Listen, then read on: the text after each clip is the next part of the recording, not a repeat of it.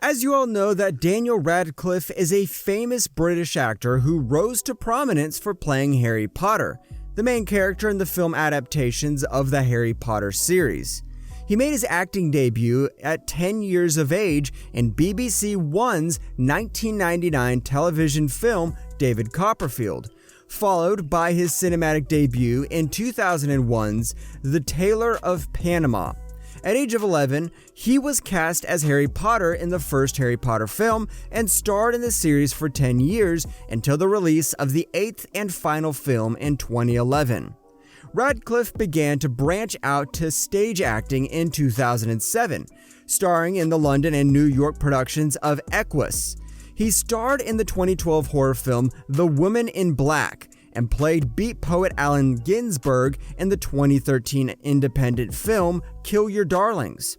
Radcliffe belonged to a working-class family. His father is a profuse Protestant and his mother belonged to a Jewish faith. Both her parents had acted in small acting projects when they were children. Radcliffe attended two different private schools in England, namely Sussex House School and City of London School.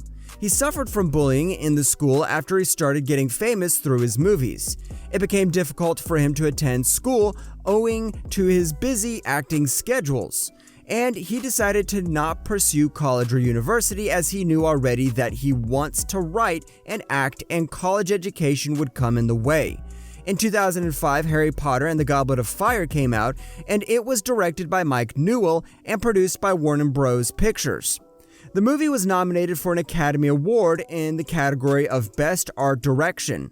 Since his debut as the boy who lived in the Harry Potter movies, fans have wondered about Daniel Radcliffe's net worth and the films that made him the multimillionaire he is today. Daniel Radcliffe has a net worth of $110 million. Daniel Radcliffe is one of the wealthiest celebrities in Britain and is best known for his roles in the wildly successful Harry Potter film franchise.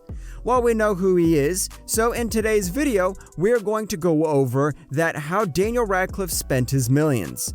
Before we get started, we wanted to take a moment and ask you to subscribe to our YouTube channel and hit the bell icon below. Make sure that you click on the next video that appears on the screen too to see more. We look forward to seeing you in the next video. He spends a lot on charity. Daniel not only spends his money on charity, but his time too.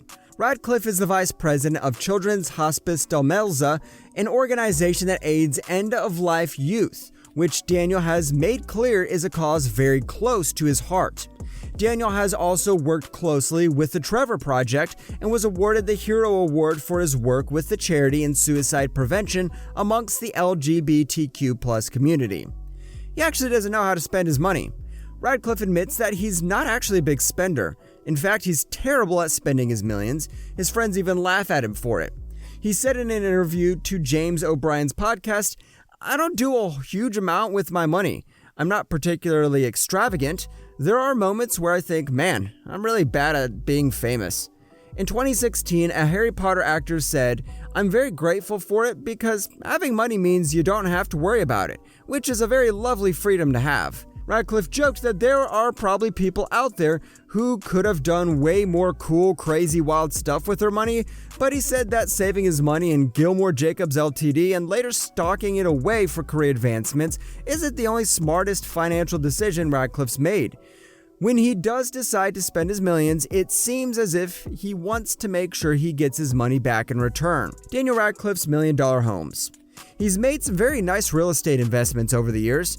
After he made his Broadway debut in 2008 for Equus, he bought a New York City apartment for $4.8 million. According to The Richest, he started putting it up for rent for $30,000 a month. By 2009, he had 3 apartments worth a combined $16.5 million, including one that cost him $4.29 million, which is also available for rent through a Halstead property for $19,000 a month. It has 2 bedrooms, 2.5 bathrooms, a gym, and a swimming pool.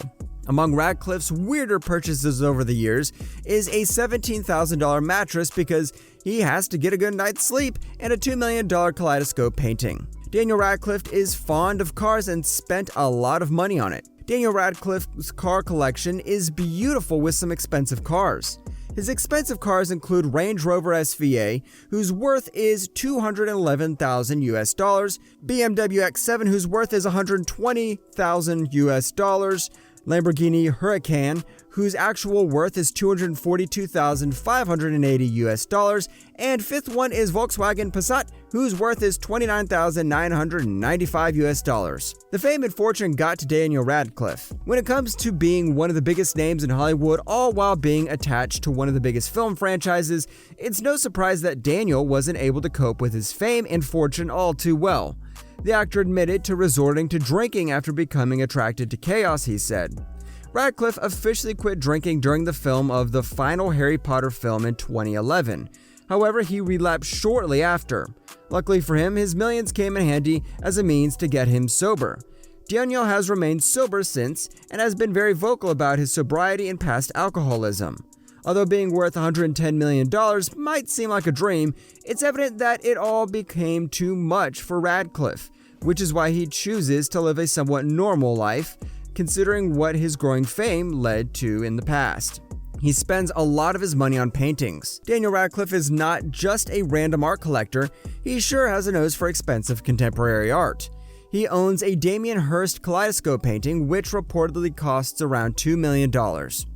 We hope you enjoyed this video. Leave a like down below. Please tell us which one is your favorite and also subscribe to our YouTube channel.